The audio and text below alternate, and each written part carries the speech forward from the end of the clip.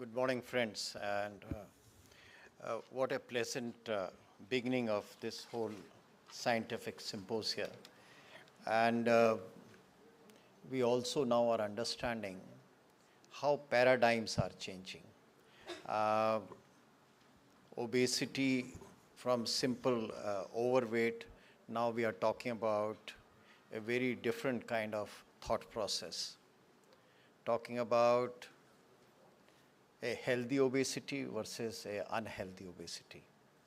And I was just discussing with Arya in the morning that how this whole change in paradigm of obesity has come in.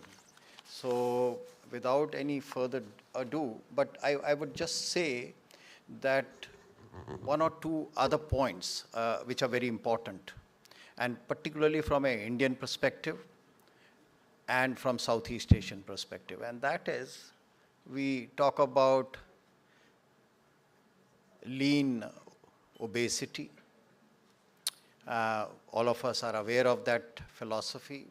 Chitranjan Yagnik has been talking about it for a long time. The second is that when we look at the non-alcoholic fatty liver disease, even so-called normal BMI individuals have fatty liver. And I was being a pediatrician, those who are not obese, BMI is well within the limits. Almost 1/4 of them have fatty liver disease. So this whole paradigm and whole thinking process has to change. So my first question to Professor Sharma, that as you rightly said, obesity is now emerging as the central driver of cardiometabolic disease. How does this shift influence the way clinicians and health systems should approach prevention and treatment?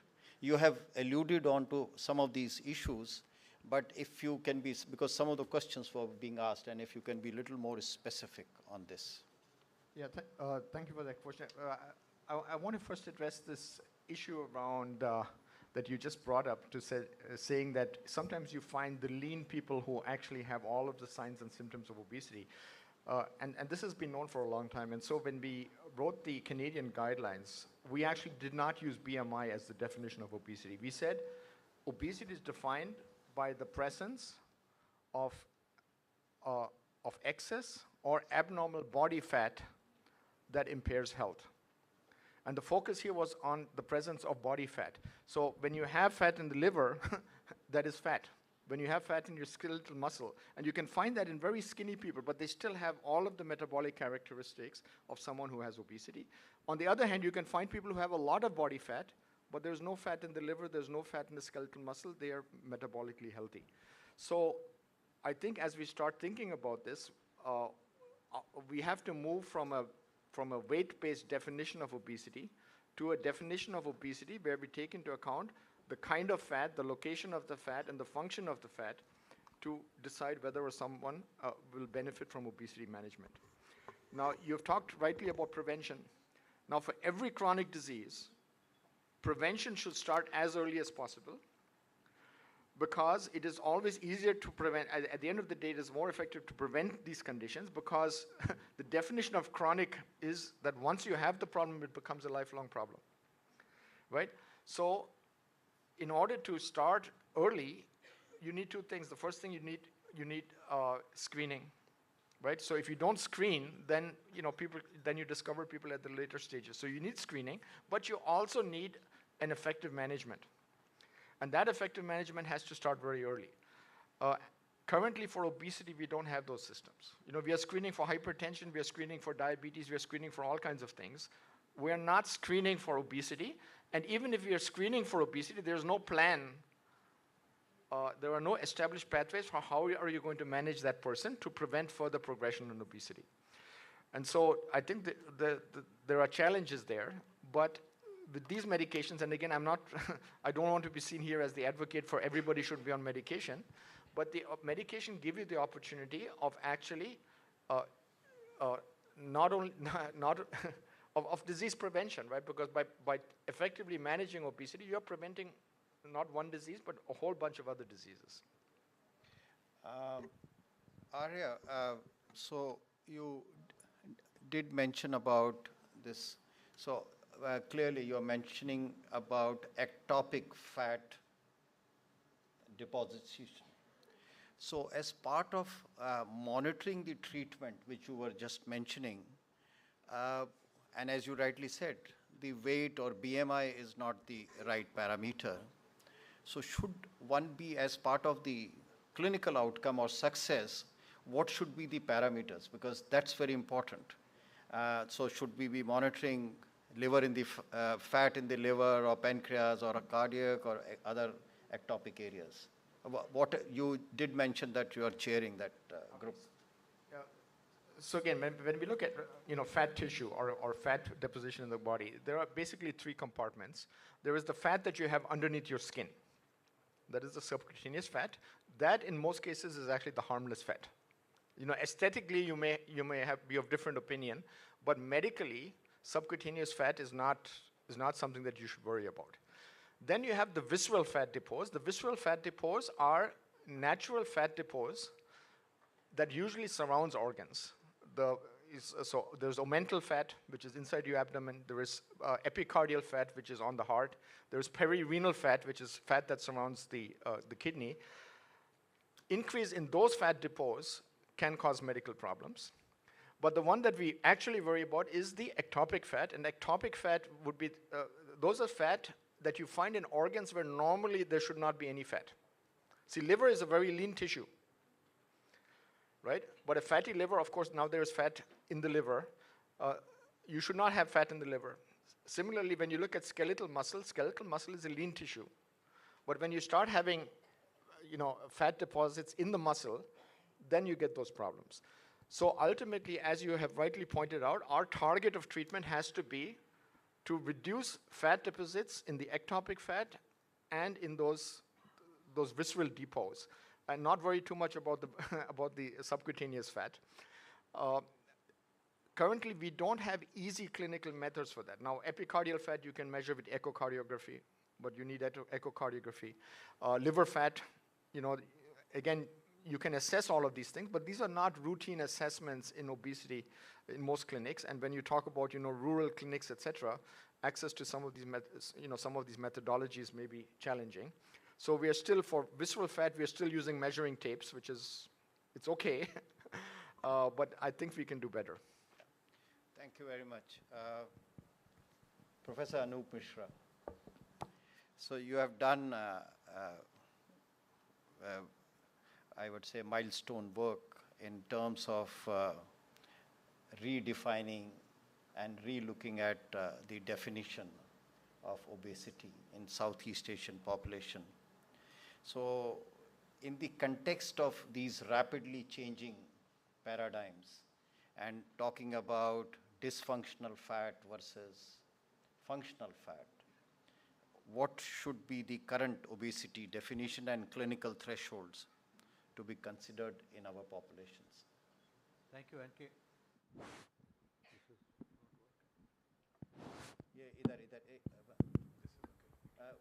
Anup, this is the one, yeah. Thank you, Dr. Arora. I thank Dr. Prabhakar for inviting me here and to meet a lot of people whom I know, and those are the path breakers in various issues related to obesity.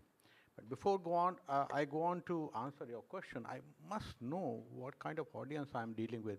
How many are doctors or how many are non-doctors? Doctors. So I see around 20% of the doctors, and rest are non-doctors, which means I must simplify my explanations.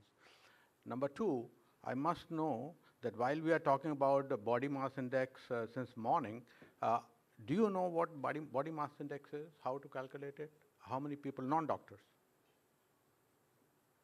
What is body mass index? Somebody? So, third question is very simple, very simple. how to measure abdominal adiposity, abdominal obesity. Okay, fine. So body mass index is the ratio of the height and weight, kg per meter square. So you have your weight in kg and divided by meter square, and that gives the body mass index. And conventional sense, and that coming from the Western studies, and there are a number of Western studies which show that above 25 body mass index, there is a greater risk for cardiovascular diseases. And there are a number of other diseases. And above 30, the risk multiplies. So that's what Dr. Arya Sharma has been talking about, high BMI and so on. BMI is the conventional criteria for obesity and has been used and will continue to be used in epidemiological studies. But the things have changed. In 2009, we gathered evidence, and that evidence is not only from us, from multiple groups in this country and from wherever the Indians have resided in other countries, say UK, Canada, Singapore, that we as a race developed the problems, morbidities, so-called morbidities, diabetes, cardiovascular disease, at a lower rate of BMI, lower level of BMI. And why is that? Two reasons. Number one reason, that if I have a BMI of 22.5, which you would say, oh, normal BMI. But if I do what Dr. Sharma was saying, body fat, my body fat will be higher than any person who's a white or other races with a similar BMI. So we harbor a lot of more fat in our body. That is number one. Number two, whatever fat we harbor is mostly localized around abdomen. Now, it's not question of only liver fat. It's question of subcutaneous fat, intra-abdominal fat, liver fat, and pancreatic fat. All organs are full of fat. What does it mean? This fat is different, toxic fat. This generates more chemicals which harm the body. And one of the earliest harm is diabetes. Sugar starts rising. So now we have two things. That we have a lower BMI cutoff that we established in 2009, and that changed the definition of obesity for India and for Indians living in other countries. But recently, paradigm has changed. And that's where the Lancet Obesity Commission came in 2023, and Dr. Arya was a consultant to that, and I was a part of that, and there were 57 commissioners in that from all over the world. The change was that it is abdominal adiposity instead of BMI that should be concentrated upon. So while we are talking about BMI, we are probably misled in some people. And the abdominal adiposity perhaps more important because it is generating a whole lot of diseases. It's something which we have ignored. So now obesity definition, whether it is made by Dr. Arya in McMaster or made by the Lancet Obesity Commission or revised by us in 2025, now staged that one lesser harmful obesity, other more harmful obesity. More harmful obesity contains a lot of more fat and more of abdominal adiposity measured by waist circumference. So in Lancet, there were people from many other countries, and they were talking about all sorts of things, that what measures are best and what Dr. Arora has talked about, what would be the end game, what should be our target. In India, simple targets have to be there. You cannot have complicated target because people, while I am sitting in some center which is advanced and Nikhil is sitting in All India Institute of Medical Sciences, everything is available to us. But not in somebody who's sitting in the front line area of Rajasthan, who may have just a weighing scale and just waist circumference. That waist circumference tape is also not there in most of the circumstances. So what we have to do, what you have to do also, is to measure your BMI and waist circumference to estimate what is your risk. What is the waist circumference BMI cutoff now? 23 BMI cutoff, waist circumference 90 for men and 80 for women. If you have these two exceeding that, your risk is high. And this is what NK was asking about obesity definition for Indian population, because these measures are much lower than the WHO measures, than the Western figures, many of the Western figures, but now people are recognizing that South Asian figures have to be different. So we have more risk, we are metabolically detrimental body, we have developed more diabetes, more cardiovascular disease, the limits are lower, our management has to be aggressive. I think you people, in these simple terms, if you learn that, I think my job for answering this question is done. Thank you, Anup. Just if you can add, because so-called dysfunctional obesity or toxic obesity, is there any role of measuring the inflammatory status of the body? That's a very good question, Dr. Arora. Yes, certainly. I mean, there are number of studies starting 2 decades, an initial done by Neeta Farohi in UK, that the Indian people have more inflammation in the body. Now, inflammation is, for people who are non-doctors, is like a slow burning fire in our body. Now, where in the body? In the fat. Where else? In the liver, pancreas because of fat, and arteries because of cholesterol there. So how do you measure that? By a simple measure called C-reactive protein. Now, this is a part of the usual laboratory workup in everywhere now, but not necessarily ordered by me every time. But the fact is that our CRP levels are higher by 2 to 3 times than the Western people. And that is something which can be easily measured because most labs will do. And there are other measures of inflammation also, which like interleukins and so on, which we don't have to go to. So for me, Dr. Arora, I will know dysfunctional status by looking at the BMI, looking at the waist circumference, looking at the neck of the person to look at acanthosis nigricans, looking at the liver of person clinically, and by clinical estimate, I can be certain 90% of the time that this person has dysfunctional fat or inflammatory, pro-inflammatory fat, and that I may not have to do CRP, but in certain people, I do order. Thank you very much for making it so clear. Amrish, Professor Amrish Mittal. So this whole issue of clinical management beyond glucose or lipid-centric approaches, and you guys were talking about weight-centric strategies. Now, today, if I have an obese individual, what treatment and how should I basically monitor the effectiveness of that treatment? That's the key issue. Thank you, sir. It's a pleasure to be here with friends and such a learned audience. I think obesity as a forerunner or a progenitor or a component of chronic metabolic disease has always been there. Why are we talking about it suddenly, all seminars on obesity? What has happened? Let me give a small example. We knew the cholesterol hypothesis. I can see my friend Jagat right in front of me, Professor Jagat Narula, for decades. And the Framingham study data also started coming out in the 70s very clearly that cholesterol is a reason for heart disease, and lowering cholesterol helps in heart disease. We kept talking about it. When did the field explode? When the statins came in.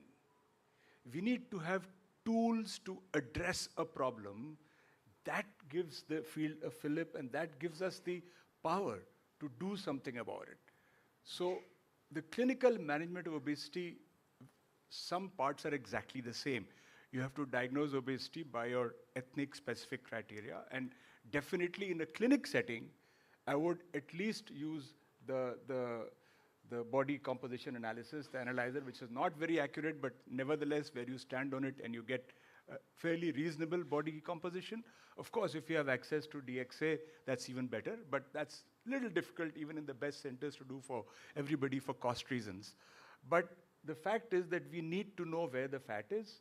We need to look at the comorbidities very specifically. It's very, very different if you don't have diabetes, if you have diabetes, if you have hypertension, if you have a fatty liver or MAFLD, whatever. The thing is that you need to understand that we're not, that's why I asked that question, sir, that we're not looking just at the weight per se. And as Anup has emphasized, it's about central fat. What it leads to, the comorbidities are very important. So when we are evaluating a patient of obesity now, obviously we would like to evaluate by anthropometric criteria, legitimate, applicable anthropometric criteria. Ideally, I would almost always want to do a body composition analysis to judge the visceral fat. And very importantly, look at the comorbidities very carefully, because that changes your whole perspective. Because if comorbidities have occurred, then we already have crossed the line and we need aggressive management. So BMI becomes a crude tool, but it just works in clinical medicine in that sense. So even in India, we have the same criteria, that if a BMI is above 30, without any comorbidities, you can initiate drug management. Between 27 and 30 BMI, you can initiate drug management if there are comorbidities. In both, there is a qualifying statement before anyone sort of asks that. We always have to give lifestyle a fair trial. And the world is full of influencers and others who are saying, you can do everything with lifestyle, but anyone who deals with this condition, who's in chronic care, who's in endocrinology, metabolic medicine, will clearly understand the frustration there. So why is everyone suddenly talking of it? It always was there. We know that it is incredibly hard for some people to lose weight. It is incredibly hard for them to maintain the weight loss even if they do lose weight. And therefore, the role of pharmacological therapy also becomes important in selected cases. Now you have to take a clinical call on what is the risk of that particular individual. You can't make flat sort of hard criteria, so in the Indian setting, let me first add a couple of points, is the fact that if you're not overtly obese, and yet we have the toffee syndrome, thin outside, fat inside, maybe lower doses of these drugs will help with comorbidities and some reduction of fat. You don't have to look at those images of people losing 20 kilograms. Maybe if you lose 5 kilograms, you're much better off. Even with that, you are struggling.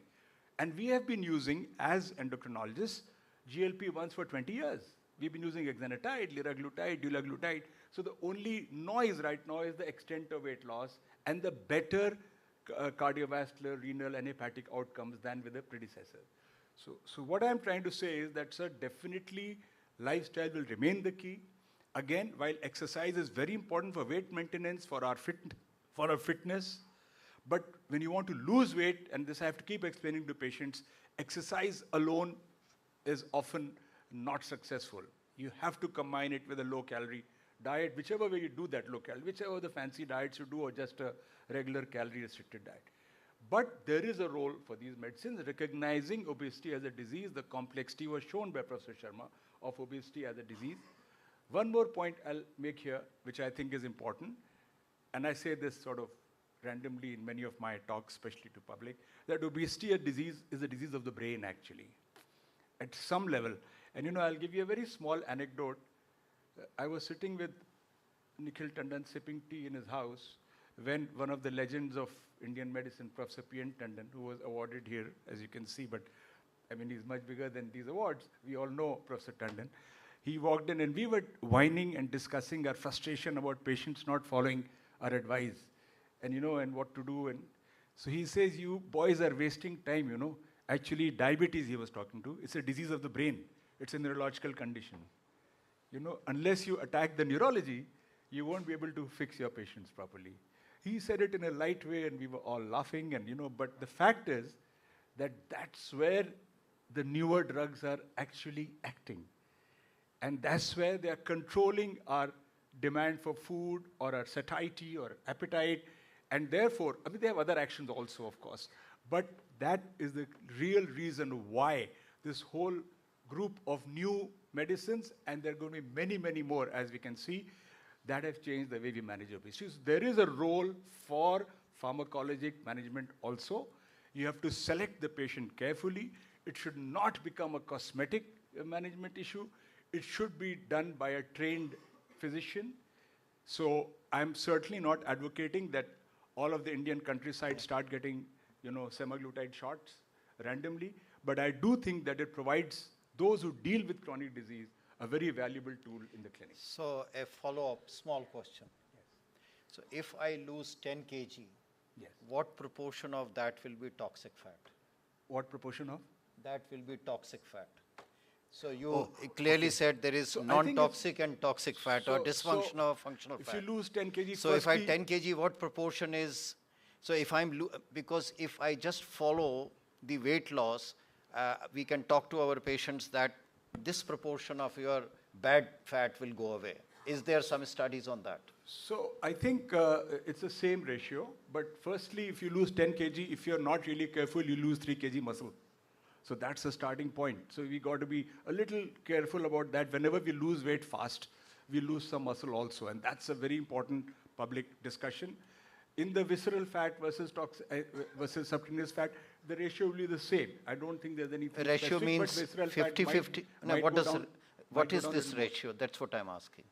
So it depends. If you say 10% fat, it depends on the person's distribution of fat. So it's very difficult to say the ratio. Okay. Anup, you wanted to say something.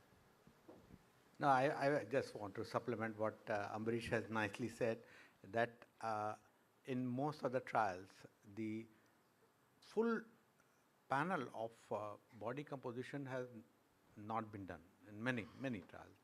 But one thing which has been done in many things is as the waist circumference. And so along with the weight loss, there is a great amount of waist circumference, 10 to 17 centimeter. Now, you as epidemiologist, you very well know, and Dr. Jagat Narula is here, that even 1 to 2 centimeter waist circumference decrease means a lot for coronary artery disease and also diabetes. So that is the kind. So I hope that 10 to 15 centimeter is the loss of toxic fat from the abdomen, which is subcutaneous, intra-abdominal or liver, and we have seen liver regressing majorly on these drugs. So there is a clear effect. So this is a I think- researchable area, and I think we need to Absolutely, sir. But go a ahead. good example Anup gave was of liver. If you take the liver as an example, there is unequivocal evidence. Even with dulaglutide, we published some years ago, with liraglutide, you actually reduce significantly the liver fat. So there is no doubt, and it's in proportion. I mean, it's whatever proportion that person has of visceral versus subcutaneous fat, in the same proportion it goes down. Now, in an ideal person, maybe 10% is visceral, but as I said, it may vary a lot between individuals. So the Yes, important point here so to tell to patients, one point I is, deliberately, I know this was not a question, but I thought that this is useful, that the purpose is to lose dysfunctional fat. The purpose is to lose this ectopic fat. And what is the special mechanism of losing that ectopic fat? Arya. So I want to go back to the question you said, when you lose 10 kilos, which is the most important? The answer to that is the first 5 kilos that you lose are the most important. Because what we have learned is that ectopic fat and visceral fat is much easily mobilized than the subcutaneous fat. And liver is the good example, right? So one of the routine things that is often done in bariatric surgery is that 2 weeks before the surgery, they put those people on a diet, and within those 2 weeks, you can reduce the liver size by almost half, because these people very often have very large livers, right? So losing more weight, continuing to lose more weight after that, the incremental gain on benefits becomes smaller and smaller, right? So you'll see that the biggest impact on terms of blood pressure, triglycerides, CRP, all the things that you can measure, those will happen even with 5% weight loss. And in fact, before we had these powerful drugs, we were giving a lot of talks on the benefits of 5% weight loss. I think so. Yeah. The key point here would be that while the exact percentage is yet to be determined, Okay. but the fact is that the clinical outcomes are clearly affected. So that Yeah. for us is the So biggest you're thing. looking at MAS, the LD, comorbidities yes, and they the come down intensity of drastically that. with 5, 10, 15%. Thank you very much. So, Professor Rebecca, uh, so this is very contextual issue, and that is you're from Department of Nutrition. Sorry, I did not talk to you before the meeting. There is a lot of talk about so-called anti-inflammatory diet and how that can be built, or how I can fashion a diet, Indian diet, we are all Indians here, so that whatever I eat is useful and helps me to mitigate this dysfunctional fat. Thank you, Dr. Arora. Thank you to the organizers for inviting me. Well, anti-inflammatory diet evidence is only coming out, sir. There is enough of foods which have been related to inflammation, and there is a lot of like how what you need to drink in the morning with a lot of naturally available lemon, ginger, turmeric, all of it. Yes, we can include, but whether it has clear, sustainable, long-term effects are yet to be, established. But I think in the end, it is also when we talk about, of course, we're talking about medication and bariatric surgery, but when we talk about the lower end of, the base of the pyramid for obesity management, which is diet and lifestyle, I think it is consistency. And always I will wrap it out always for our patients in the first 4 alphabets we learned. That is aim for a healthy weight and body composition, awareness, physical activity, be physically active, and of course behavior therapy. We have always been talking about behavior therapy. Portion size distortion is a problem that we are dealing with a lot, and we have the food industry, we have everybody luring us to buy more for less. Not just the industry, but everybody is out to get us to buy, and economically, because buy one get 2 free. So I think, and the ultra processed foods, all of which I think are what discipline, all of these if we can control, definitely not just anti-inflammatory diet, but in an overall holistic way. In this so-called anti-inflammatory diet or a appropriate diet for obese individual, where do these traditional foods, millets I'm talking about foods with high fiber, vegetables with high fiber, where does that fit in? Is it a better option? Because we repeatedly hear about processed food and hyper-processed food, while we are talking about a more rustic kind of a diet, which has now is given. If you want to buy a ragi flour, I understand 110-120 rupees kilo hai. There is a kind of a celebrity status added to that. Would you like to comment something on that? Yes, sir, definitely. Traditional foods, of course, have their pluses. A high fiber diet is definitely very important, but you don't have that, you can do it at home, well done. It doesn't have to be organic, like you said, where it's 3 to 5 times, more expensive. Traditional food has been always a secret to success. So food at home made with a large amount of fiber, low glycemic index foods, I think would be helpful. So high fruits, vegetables, millets are good, but you must remember millets are also carbohydrates, so it doesn't mean that millets don't have calories. Right, People always mistake that. No, it has full calories like wheat. It has 350 calories per 100 grams. That is fine, but it's the composition of the carbohydrate. It is the composition and the fiber content in it. Yeah. So like in South we have ragi, which has Yeah. little more fiber. So you add dietary fiber into a diet is definitely beneficial. But commercially available millets have been processed quite a bit now, and the fiber content apparently has gone down. Like millets as we think of them are high fiber, but what we are getting in the market is now processed. That is correct. Amrish, you would like to add something, and then maybe somebody else can also add. Because suddenly, because of the value and the popularity, there is too much talk about it. We have started getting millet-based food, which is again becoming processed and hyper-processed. They are removing. Yeah. Just one small point. you've answered it beautifully, is that all millets are not the same. And if you, Dr. Arora, you were talking about ragi, has a medium to high glycemic index, in fact. And so, in our advice to the patient, we actually delete millets from the delete ragi from the millets. Yeah. Rest of the millets have a good, fiber content, and protein content is also high. So, if it is question of simple and complex carbohydrate, we make a Yes. complex carbohydrate, Yeah. and it's better. So basically, so I come to Dr. Bharti Kulkarni, and I will ask you about the public health policy and the way, because particularly we know that there is concern about obesity at the highest level. Our Prime Minister is very concerned about it. So there is a certain degree of, I would say, door is open for moving in a policy status where we can discuss obesity and also bring up policy steps. So leading the National Institute of Nutrition, what is your viewpoint in this direction in the context of these changing paradigms, that how should the country move towards a policy which at least decelerates the epidemic of, we may not be able to stop it, but at least decelerate the process. Bharti.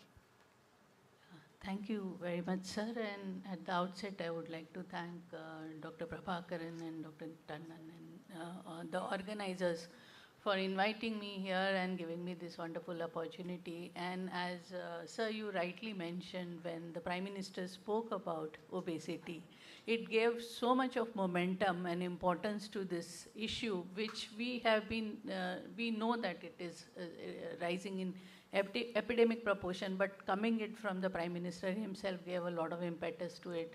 And our National Family Health Survey has been showing a very rapid rise in obesity.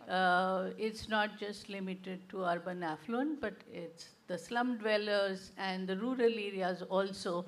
And obesity is rising in adolescents also. And we have a large proportion of adolescents who can be considered pre-diabetic and pre-hypertensive. So there is a lot of like now awareness that obesity is increasing, and we have number of initiatives launched by the government which are trying to address this, right from Fit India movement and Khelo India movement by the Ministry of Youth Affairs and Sports. Also the Food Safety Standards Authority of India's Eat Right initiative is there, and Prime Minister has also talked about like healthy diet, and we see that that is a very big concern. Indian diets traditionally being very high in carbohydrates, and most of our data from national surveys show that our 60% of our calories come from carbohydrates, from cereals. That's a big issue.